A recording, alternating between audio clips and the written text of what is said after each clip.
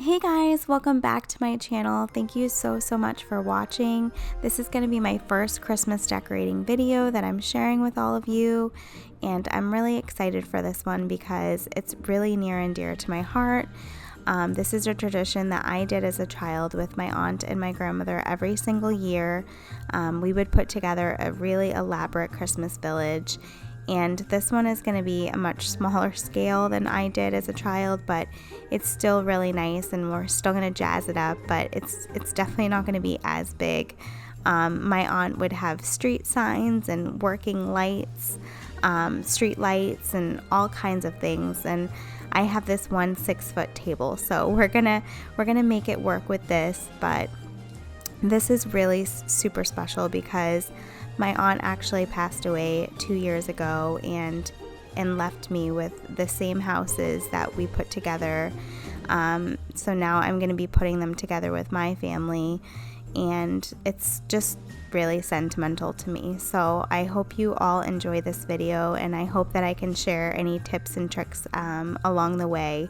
So if you wanted to put together a village, it might make it a little bit easier for you guys.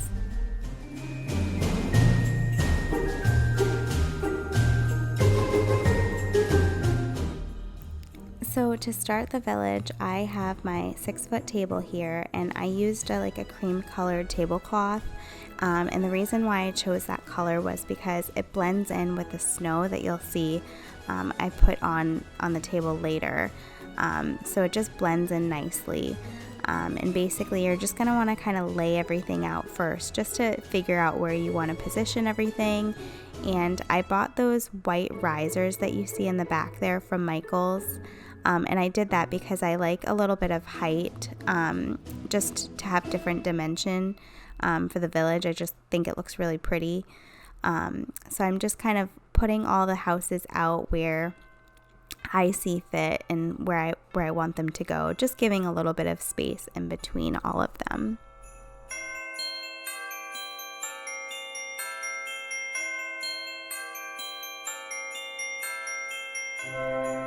To make sure everything fit on my 6-foot table, I had to really choose the ones that were the most special to me. So I tried to pick a little bit of everything that I thought would be perfect in a village. And this one was probably my favorite as a child, the Santa's Toyland. It's just so cute and so fun. My kids love that one.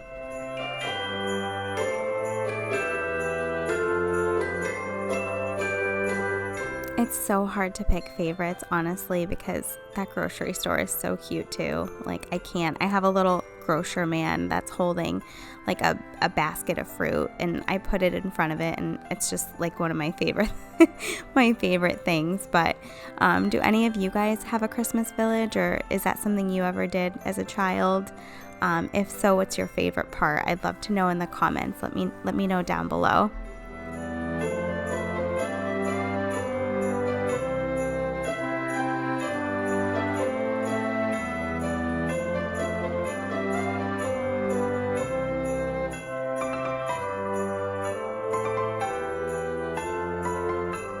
So you can see I really packed them in on this table. But I've seen villages where there's, a couple of houses, and I've seen villages with a ton of houses, and it's okay to start small and accumulate them over time because it's a big investment, and I know it took my aunt many years to get the collection that she had. So don't feel bad about just starting small and having a couple. It can grow over time, and there's so many ways to save money on these things too. Places like Goodwill and Savers and the consignment stores, you can find really good deals on these because a lot of times people take really good care of them, and they're packed nicely in the original packaging. So definitely check stores out like that to see if you can get some good deals. But this is kind of how I had the lights stored in this box here, and I've got to come up with a better way because it took quite a while for me to untangle all of these lights.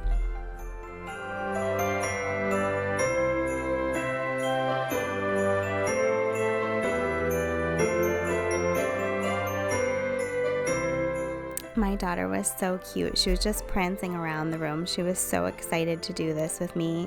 She was so funny because if I dropped something, she was like, "Oh, did you break it? Is it okay? You have to be careful," she kept telling me. So this year she was totally about making sure everything was in good condition. I remember last year she just wanted to kind of play with everything, but this year she's very much aware of how it goes, and she wants everything to be in tip-top shape.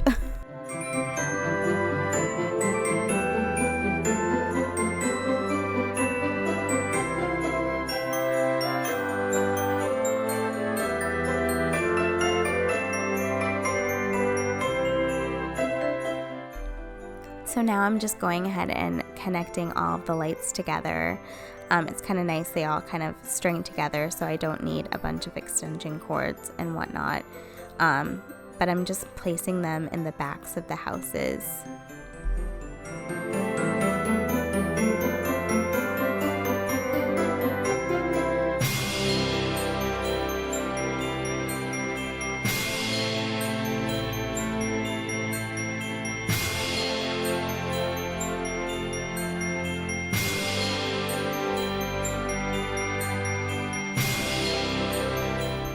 Once I had everything plugged in, I went ahead and plugged it into a timer, so that way I didn't have to worry about turning it on and off.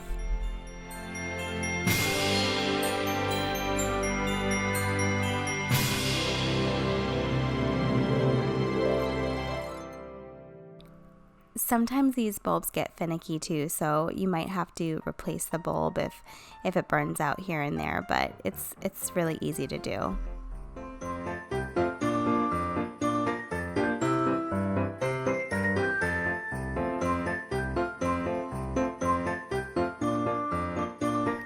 So now that all the lights are in the houses, this is the part where you're going to want to try to conceal everything. So my main thing that I'm going to do here is I'm going to have this packing tape, and this is when I'm going to go ahead and I'm going to start taping down the wire to the tablecloth. And I find this works pretty well, and it's inexpensive. So I'm just taking the tape and I'm just putting it where it kind of bends up, and I'm going to try to zoom in so I can show you guys. But I just use clear tape, so that way it's just going to blend in much easier. So, yep, so I'm just taping it down.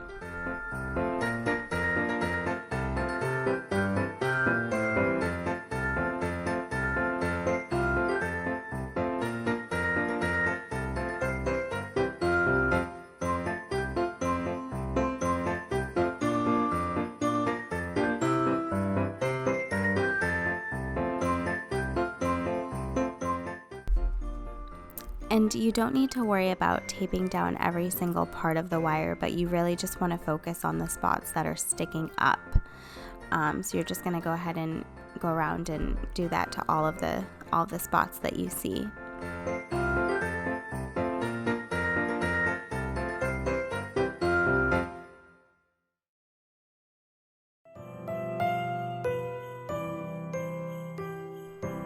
So after you're done taping down all your spots of wire, you're going to want to try to conceal it. So I use what they call blanket snow. So it's this kind of cushiony snow blanket that you're just going to tuck underneath. So I'll kind of cut it to size, and then I'll tuck it underneath the houses so it stays nice and flat.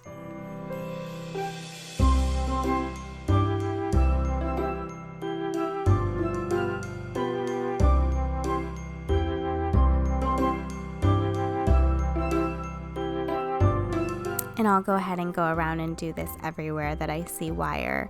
And some of the tape, if you see it shining through, that's fine, because we're going to go ahead and go over with some other snow after, so that will hide any of the shiny from the tape.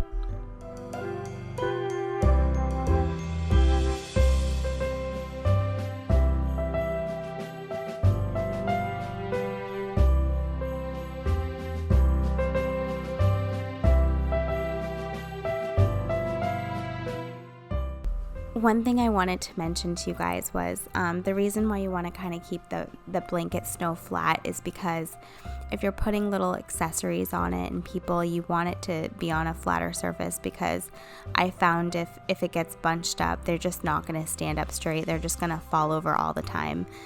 So just be cautious of that when you're laying it down.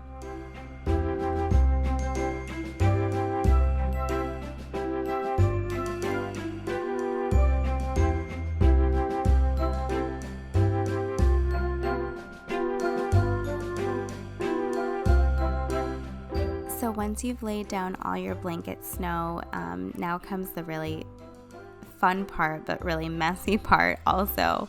But you're going to go ahead and take some what they call buffalo snow. So this is that kind of loose snow, and I'm just sprinkling it over top of all of that blanket snow. And I'm being pretty generous of it, but I'm mostly focusing on the edges. So it's just kind of like a smooth transition from the blanket snow to the tablecloth, which is really why I liked that color of tablecloth. It kind of has like a glisten to it, so it just kind of goes with the snow nicely, but any light color would do. So I'm just really generously sprinkling it all over top. And it is making a mess. It's falling on my floor, but that's okay because I will sweep it up after. But it usually stays on the table, honestly, pretty well. It's just at the very end of the season when I take everything down.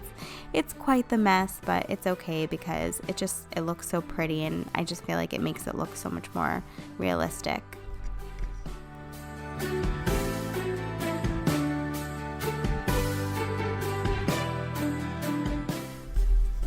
So once all your wires are fully concealed, now you're just gonna go ahead and start doing the fun stuff. So I'm working on the park part of the village now, and anyone that knows my aunt, she was a huge sports fan, especially hockey. So she had to have this little hockey rink, and I remember this as a child, and it used to work where it was magnetized and the batteries would be in and the little skaters would move around, but I don't think it's working, so I might have my husband check that out and see if he can get it to work again, but it was still really just cute to have in the park anyways.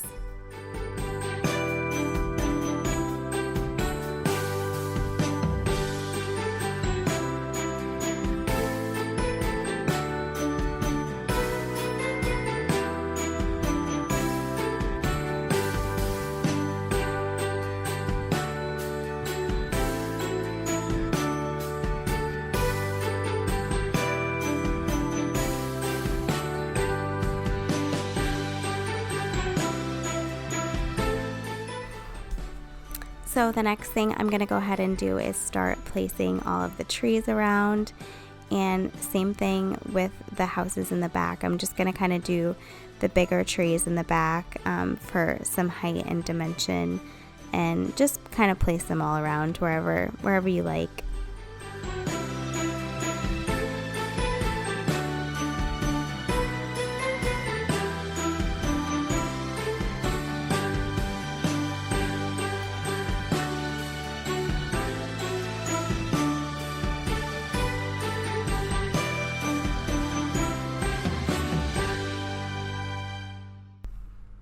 Now that all the trees were down, this was the part my daughter was looking forward to the most. We're going to start adding all the little people. So I try to pack them really, really good in my bin. So last year I wrapped them all individually in paper towels that I will reuse again, don't worry. I'm not like wasting tons of paper towels, but I did find that it kept them nice and supported in there. I didn't want any of them to break. I'm sure bubble wrap would work much better, but I had just paper towels on hand at the time, so I just wrapped them really well with that.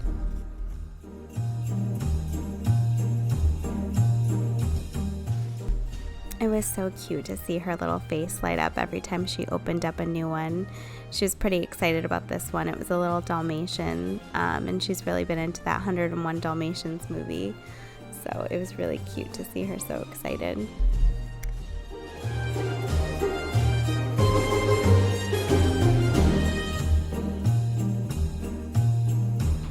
So basically I'm just unwrapping all of them, and I'm going to set them aside so that way I can see what we have and where we want to put everything.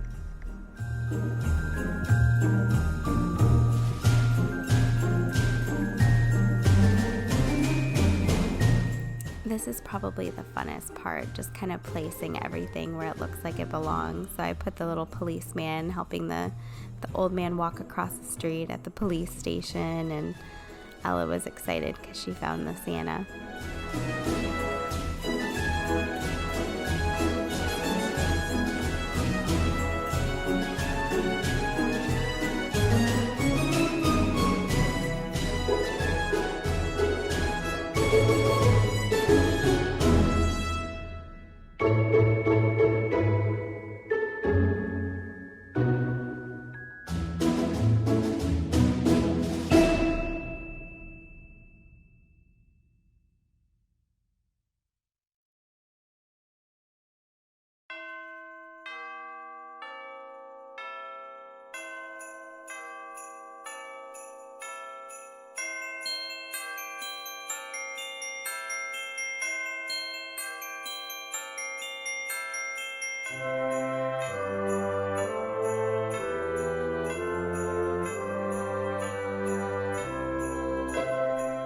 We just kind of tinkered around with it for a while, just kind of putting everything in different places to see where we liked it. But Ella had a pretty strong opinion on everything, so she was the one who kind of was in charge of this. She had a blast, so she was the director, if you want to say.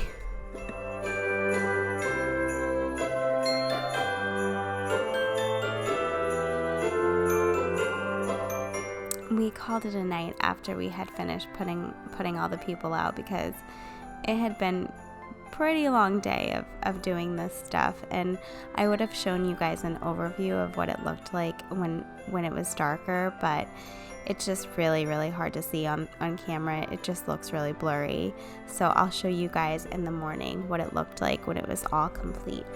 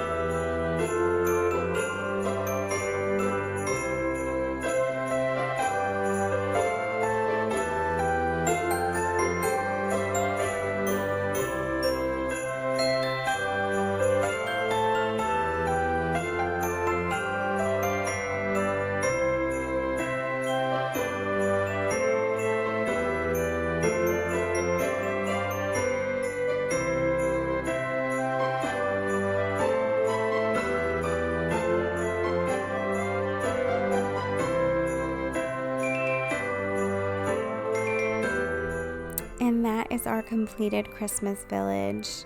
I hope you guys enjoyed this video, and I hope I was helpful to any of you that wanted to start a village or just learn some tips and tricks. We had a ton of fun making this video, and I'm so excited to continue this tradition with my kids. It's definitely a lot of work. It takes a lot of time, but I definitely think it's worth it. So I hope this was inspirational to any of you. You can definitely do it. It's not too big of a task to take on. You just got to take it step by step. So I hope to see you all in the next one. Have a good one. Bye, guys.